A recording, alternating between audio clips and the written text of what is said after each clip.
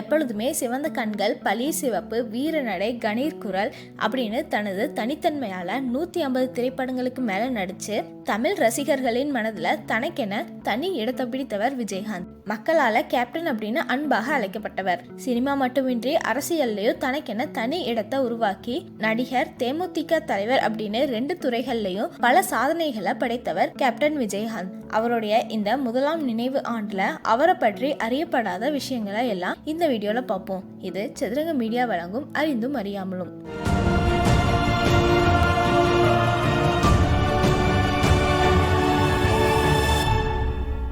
எல்லா வெற்றியாளர்களை போலவே விஜயகாந்தின் வாழ்க்கையும் ஏற்ற இறக்கங்களை கொண்டதுதான். சாதனைகளை போலவே அவர் எதிர்கொண்ட சறுக்கல்களும் அதிகம். ஆனாலும் நடிப்புல மட்டுமின்றி தன் நல்லுள்ளத்தால தனக்கென ஒரு மக்கள் கூட்டத்தை உருவாக்கியவர் தான் விஜயகாந்த். விஜயகாந்தின் இயற்பெயர் விஜயராஜ். மதுரை திருமங்கலத்துல 1952ஆம் ஆண்டு ஆகஸ்ட் மாதம் 25ஆம் தேதி அழகர்சாமி மற்றும் ஆண்டாள் தம்பதியருக்கு மகனாக பிறந்த விஜயகாந்த் 10ஆம் வகுப்பு வரை மட்டுமே படிச்சாரு. அவருடைய தந்தை அழகப்பர் சாமி ரைஸ் மில் நடத்தி வந்தாரு. படிப்புல பெரிதா ஆர்வம் இல்லாத விஜயகாந்துக்கு சினிமா பாக்குறது தான் பிடித்தமான பொழுதுபோக்கு. அதுலயும் குறிப்பா தினமும் நண்பர்களுடன் சேர்ந்து திரையரங்குகள்ல எம்ஜிஆர் படங்களை பார்ப்பது வழக்கம். அதுல எம்ஜிஆரின் ஆக்ஷன் படங்கள் அவரை வெகுவாக கவர்ந்தன. அந்த படங்களை பல முறை பார்த்து ரசித்திருக்கிறாரு. மகன் படிக்கவில்லை என்றதும் கீரைத்துறையில இருக்கும் அவருடைய அரிசி ஆலயத்தை விஜயகாந்த கவனிச்சு கொள்ள வச்சாரு அவரோட தந்தை. சினிமா மீது ஆர்வம் ஏற்படவே சென்னைக்கு சென்று சினிமாவில சாதிக்க வேண்டும் அப்படின்னு முடிவெடுத்தாரு.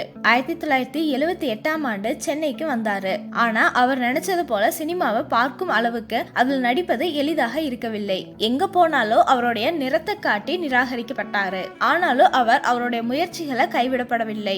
அவருடைய தொடர் முயற்சியின் பலனாக 1979ஆம் ஆண்டு M.A. கஜாவின் இயக்கத்துல இனிக்கும் இளமை அப்படிங்கிற திரைப்படத்துல நடிக்கும் வாய்ப்பு அவருக்கு கிடைச்சது. அந்த படத்துல வில்லனாக நடிச்சாரு. அந்த காலகட்டத்துல ரஜினிகாந்த் புகழின் உச்சியில இருந்ததால விஜயராஜ் அப்படிங்கிற பேரை விஜயகாந்த் அப்படின்னு மாற்றினாரு M.A. கஜா.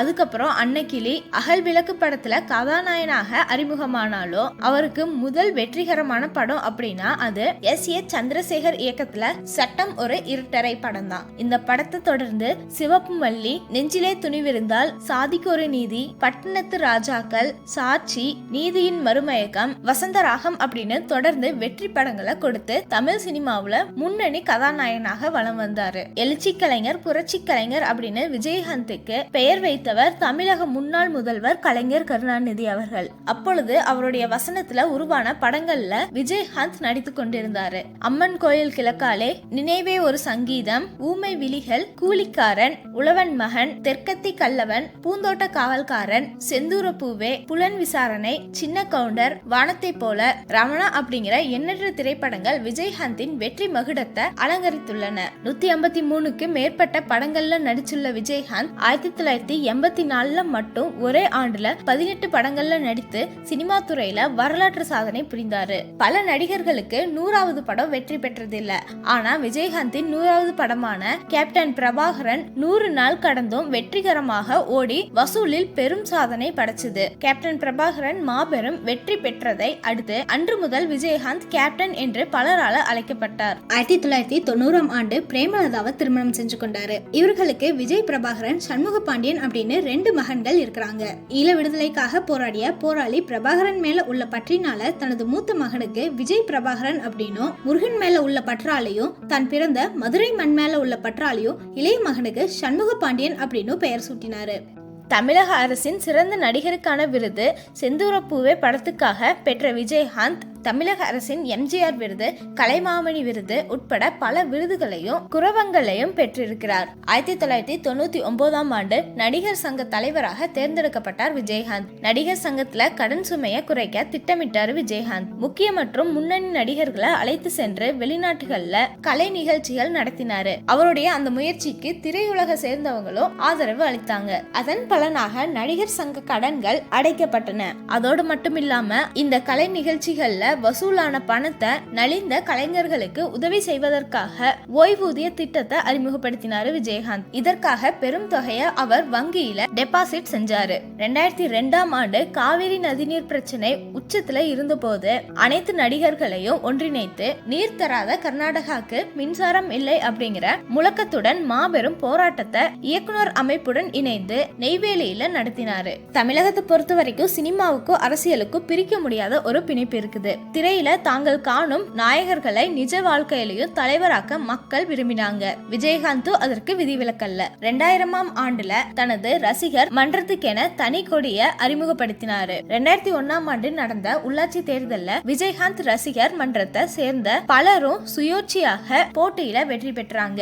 இதுவே அவருடைய அரசியல் வருகைக்கு அஸ்திரமாக அமைந்தது. சினிமா மற்றும் நடிகர் சங்க அதிரடி நடவடிக்கைகள் மூலம் மக்கள் மத்தியில நல்ல பெயரை சம்பாதித்து வந்த விஜயகாந்த் 2005ஆம் ஆண்டு தனது வாழ்க்கையில அடுத்த கட்டத்திற்கு நகர முடிவெடுத்தாரு. அதன் தொடர்ச்சியாக அதே ஆண்டு செப்டம்பர் 14ஆம் தேதி மதுரையில மாபெரும் மாநாட்டை நடத்தி அதுல தேசிய முற்போக்கு திராவிடர் கழகம் அப்படிங்கிற தனது கட்சியின் பெயரை அறிவித்தாரு. 2006ஆம் ஆண்டு நடந்த தமிழ்நாடு சட்டமன்ற தேர்தல்ல தேமுதிக கட்சி மொத்தம் உள்ள 234 தொகுதிகள்ல போட்டியிட்டு ஏறக்குறைய அனைத்து இடங்கள்லயும் பல லட்சம் வாக்குகளை பெற்று திமுக மற்றும் அதிமுக கட்சிகளுக்கு அடுத்து தனி பெரும் கட்சியாக உருவெடுத்தது. விருதாச்சலம் தொகுதியில முதற்களம் கண்ட விஜயகாந்த் அவர்கள் தன்னை எதிர்த்து போட்டியிட்டவரை விட சுமார் 13,000 வாக்குகள் அதிகம் பெற்று சட்டமன்ற உறுப்பினராக தேர்ந்தெடுக்கப்பட்டாரு.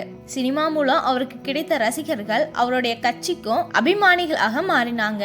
அரசியல்ல ஈடுபட்டு மக்களுக்கு நன்மை செய்ய நினைச்ச விஜயகாந்த் மீது மக்களுக்கு நம்பிக்கை ஏற்பட்டது. தீவிர அரசியல்ல இறங்கியதும் நடிப்பிற்கு முழுக்கு போட்டார் விஜயகாந்த். பின்னர் தனது மகன் சண்முக பாண்டியன் நடித்த சகாப்தம் திரைப்படத்துல மட்டும் சிறப்பு தோற்றத்துல நடித்திருந்தாரு. கட்சி தொடங்கினாலே எதிர்கட்சிகளின் வெறுப்பையும் பகையையும் சம்பாதித்து கொள்ள வேண்டும் அப்படிங்கிறது எழுதப்படாத விதி. ஆனா இதற்கும் விதிவிலக்காக இருந்தாரு விஜயகாந்த். எம்ஜிஆரின் மனைவியும் தமிழக முன்னாள் முதல்வரான ஜானகி ராமச்சந்திரன் தேர்தல் பிரச்சாரங்கள்ல எம்ஜிஆர் பயன்படுத்தி வந்த வாகனத்தை கட்சி தொடங்கி தேர்தல் பிரச்சாரத்துல ஈடுபட்டு வந்த விஜயகாந்துக்கு வழங்கினாங்க அப்படிங்கறதே இதற்கு ஒரு சாட்சி. 2011ஆம் ஆண்டு நடைபெற்ற தேர்தல்ல கூட்டணி அமைச்சு களம் கட்ட தேமுதிக 41 இடங்கள்ல போட்டியிட்டு 29 தொகுதிகள்ல வெற்றி பெற்று திமுக கட்சியை பின்னணிக்கு தள்ளி பிரதான எதிர்கட்சி அந்தஸ்தினை பெற்றது. கேப்டன் விஜயகாந்த் அவர்கள் சட்டமன்ற எதிர்கட்சி தலைவராக பொறுப்பேற்று செயல்பட்டு வந்தாரு.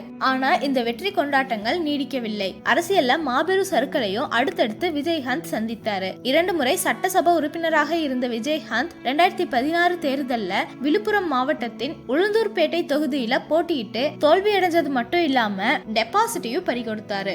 தேர்தல்ல தோல்வி, கட்சிக்குள் கலகம் இவற்றுடன் அவருடைய உடல்நல குறைவு சேர்ந்து கொள்ள அவருடைய சரிவு மிக வேகமாக தொடங்கியது. தொடர்ந்து உடல்நல பிரச்சனையால அவரால் அடிக்கடி மக்களை சந்திக்க முடியாம போனது. அவர் எப்படியாவது நல்ல உடல் நலத்துடன் மீண்டு வருவார் அப்படின்னு அவருடைய ரசிகர்களோ தேமுதிக தொண்டர்களோ எதிர்பார்த்து காத்திருந்தாங்க.